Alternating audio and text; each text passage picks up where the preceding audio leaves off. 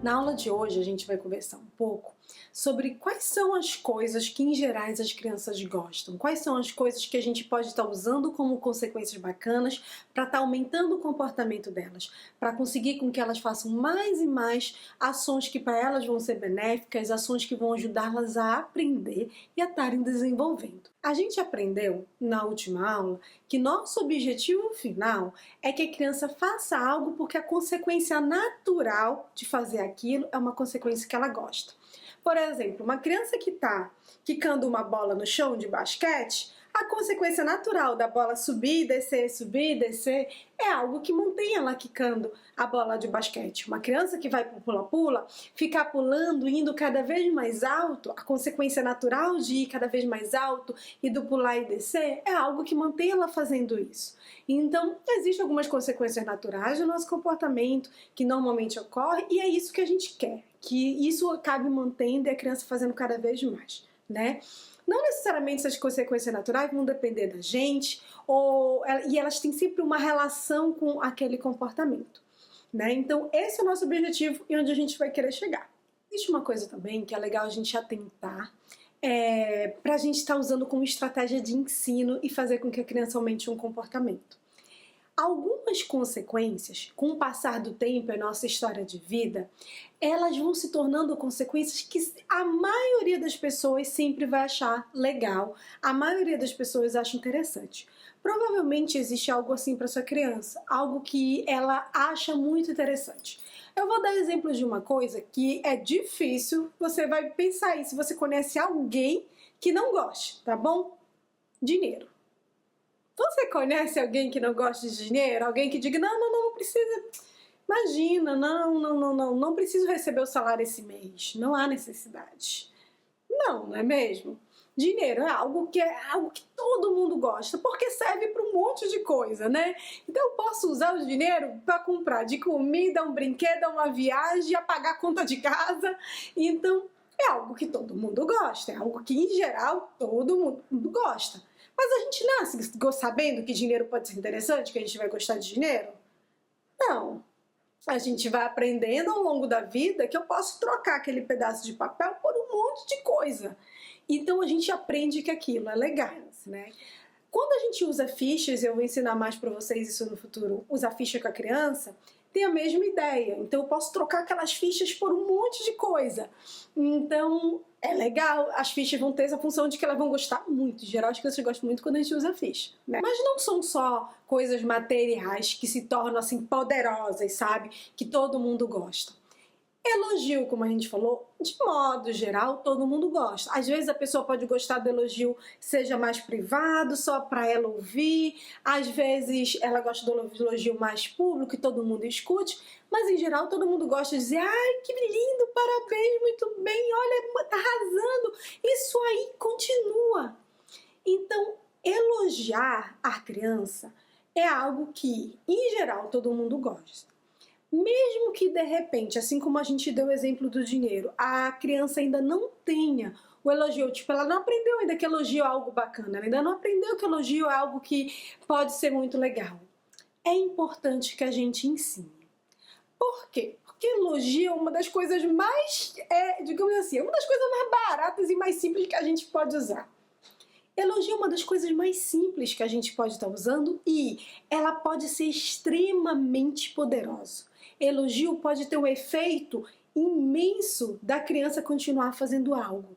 Só que, assim como a gente falou do dinheiro, não é natural que eu nasça sabendo que elogio verbal, da pessoa me dizer muito bem, é algo legal. Eu aprendo que muito bem é algo legal na minha vida, no dia a dia. Então a pessoa vem, me dá um abraço forte, me dá um beijo, um afeto e diz, foi maravilhoso, você arrasou. Aí eu vou associando, então isso é algo bom, eu fiz algo que foi legal, eu fiz algo que foi bacana. Um dos nossos primeiros objetivos, uma das primeiras coisas que a gente precisa conquistar com a criança é isso. A gente precisa fazer com que os elogios, com que esse arrasou muito bem, demais, amei, nossa, você fez tudo isso, que legal. A gente precisa fazer com que esse elogiar se torne algo poderoso.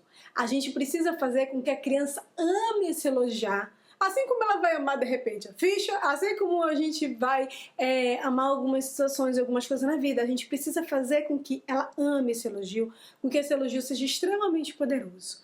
Mas Mari, como é que eu vou fazer? Às vezes eu elogio ele, mas parece que não está ouvindo, parece que de repente não fez diferença, eu não consigo ver uma reação emocional de que ele gostou daquilo. Não desanima.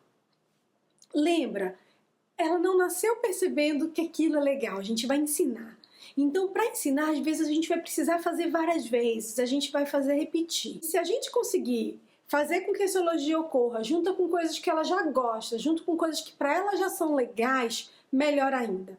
Mais ainda eu vou conseguir que aquele elogio fique bacana. Então, digamos assim, digamos que a única coisa que ela gosta é o tablet, tá?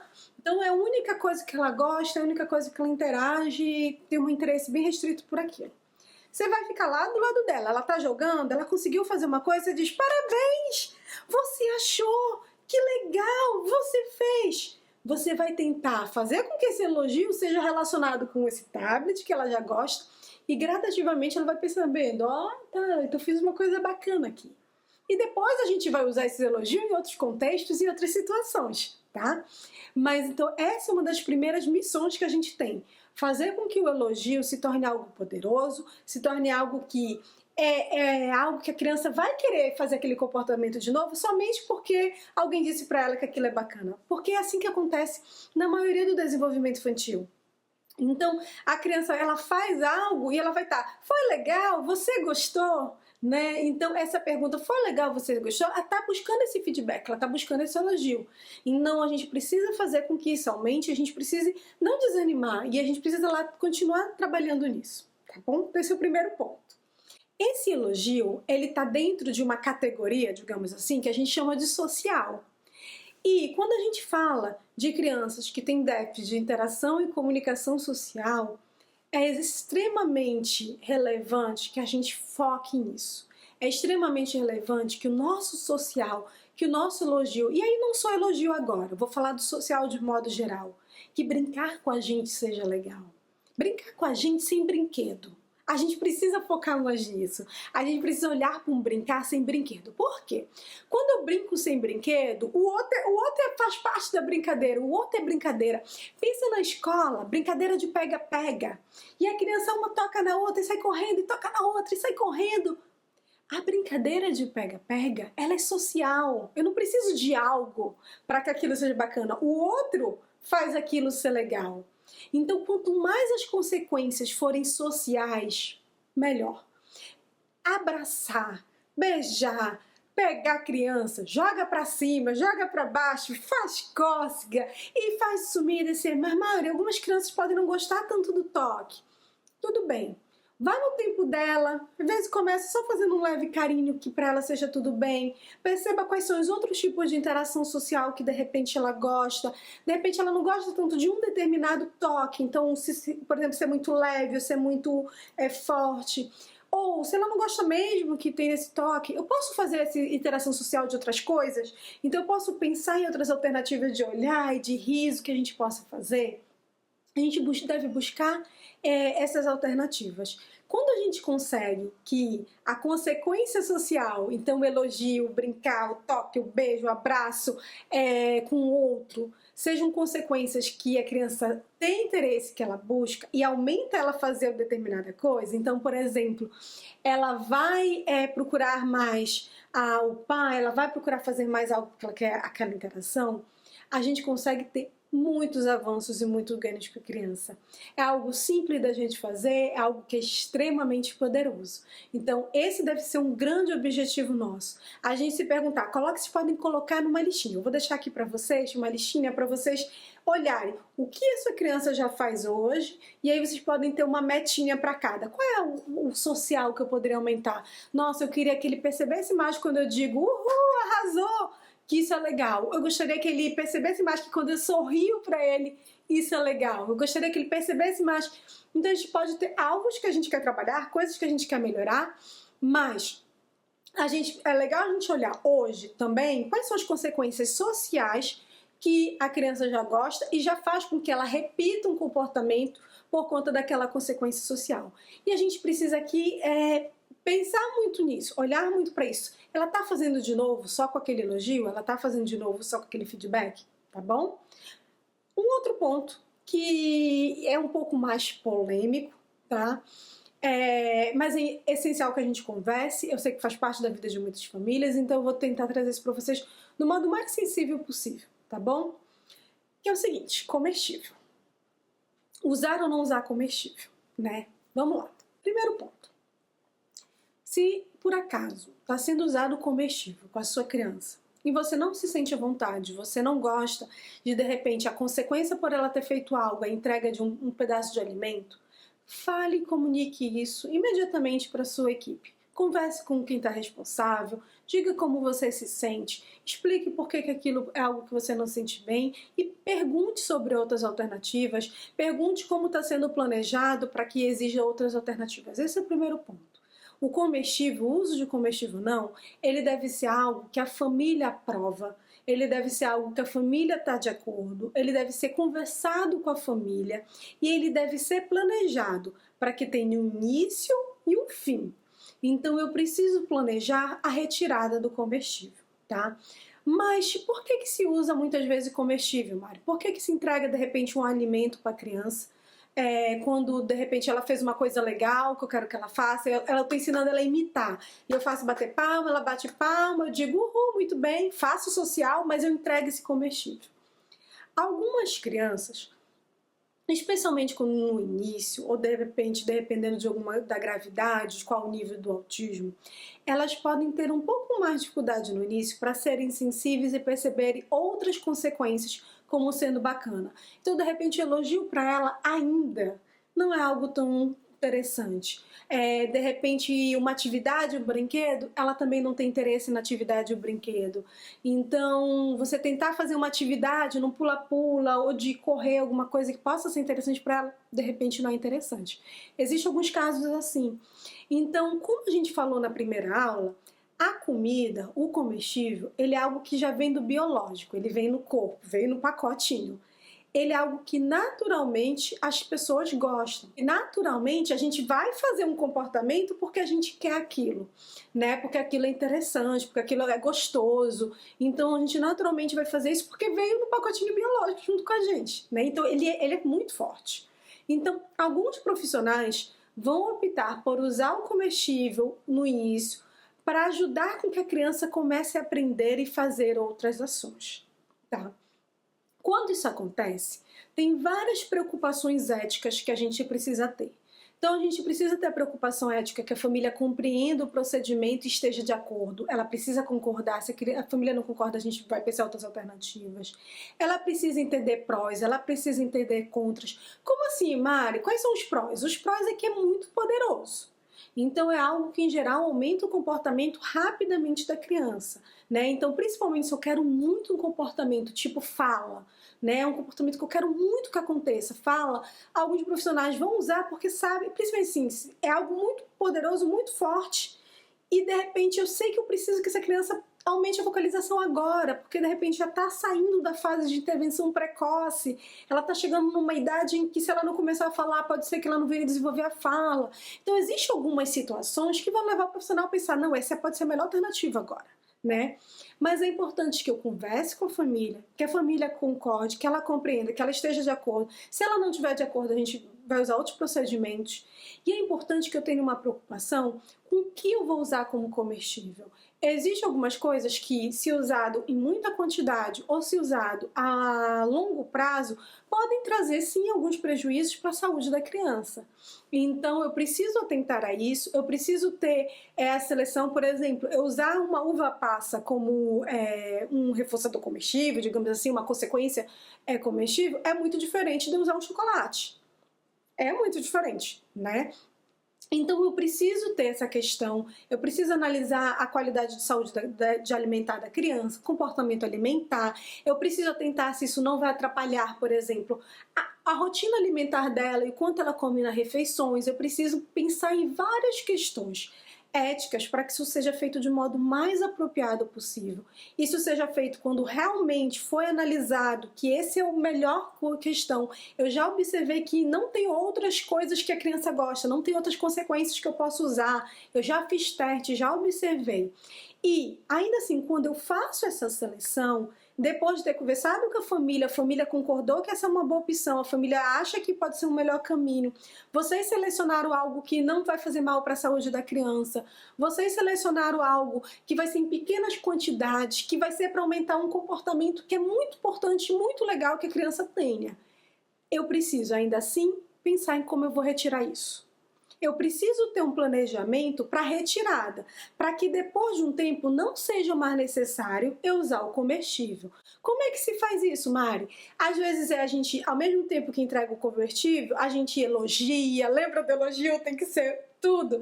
A gente elogia, a gente entrega um brinquedo, a gente mostra para a criança que aquela consequência é legal, a gente tenta fazer com que a consequência natural, a criança comece a tentar a mais e mais para ela. Então, digamos que eu estou ensinando a criança a soltar a bolinha, a criança para ela fazer esse movimento, que é tão importante para a fala, né, inclusive. Estou tentando ensinar isso. E aí eu estou usando o comestível. Toda vez que a criança consegue fazer uma bolinha, eu vou lá e de repente entrego um comestível. Depois, qual é a consequência natural? Eu quero que ele observe as bolinhas de sabão, eu quero que ele veja as bolinhas, eu quero que ele vá lá estourar a bolinha. Eu quero que, com o passar do tempo, não só não seja preciso comestível, mas tenha outras coisas que vão manter a criança fazendo esse movimento da bolinha de sabão, como, por exemplo, o fato de que ela vê a bolinha saindo, ela brinca com a bolinha, ela estoura a bolinha. Então, o que a gente precisa fazer? Eu preciso usar com cuidado, usar de modo ético, usar de acordo com os valores da família, considerando se a família está de acordo, usar em situações onde eu vejo que eu já tentei outras coisas e essa vai ser a melhor estratégia para desenvolver essa criança específica. E cada caso, gente, é único.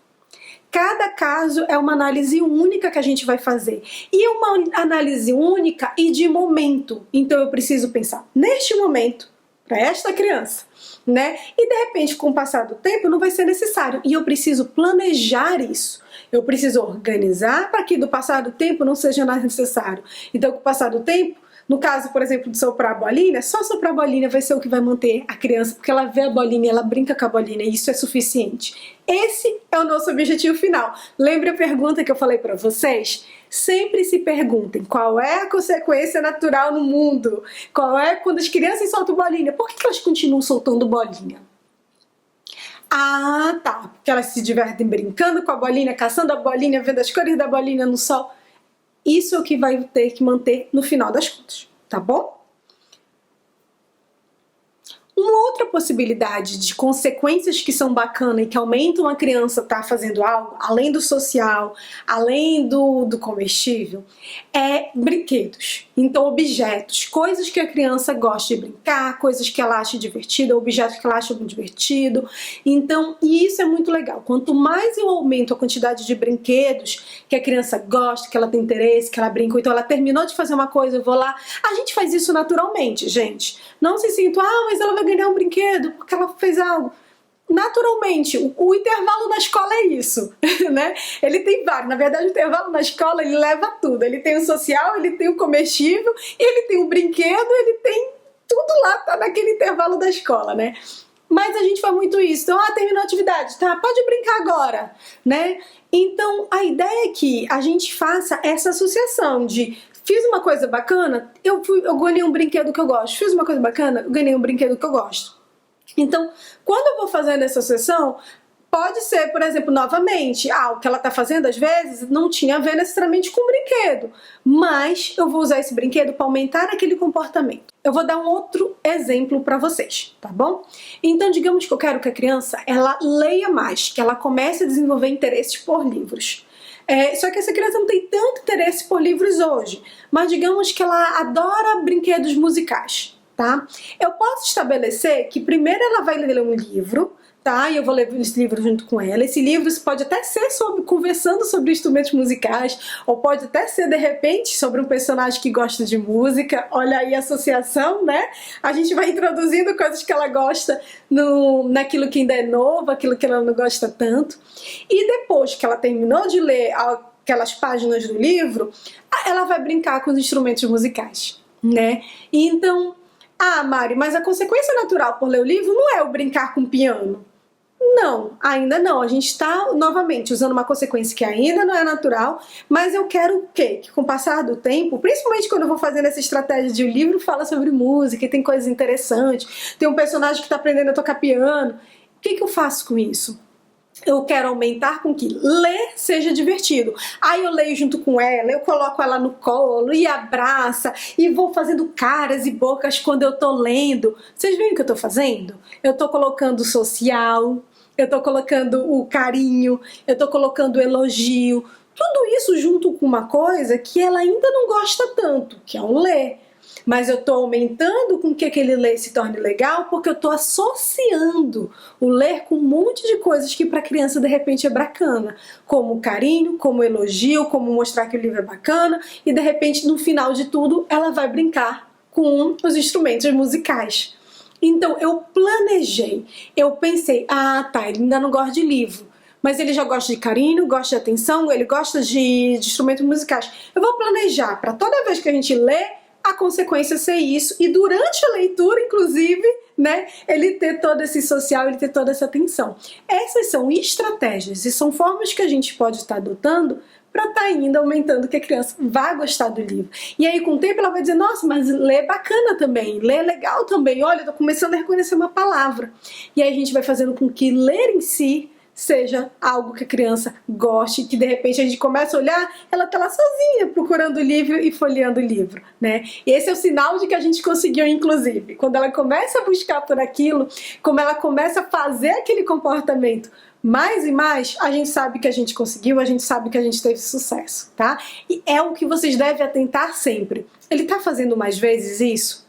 Ele tá fazendo mais vezes isso? Ele precisa aumentar aquele comportamento que a gente quer, para poder a gente ter efetividade, tá bom? Por fim, existe uma outra categoria de consequências que também funcionam muito bem com as crianças e que, em geral, elas vão se manter fazendo determinada ação por conta disso, que é atividade. Né? Vai variar muito de criança para criança que tipo de atividade. Para algumas crianças podem ser elas amam atividade na água.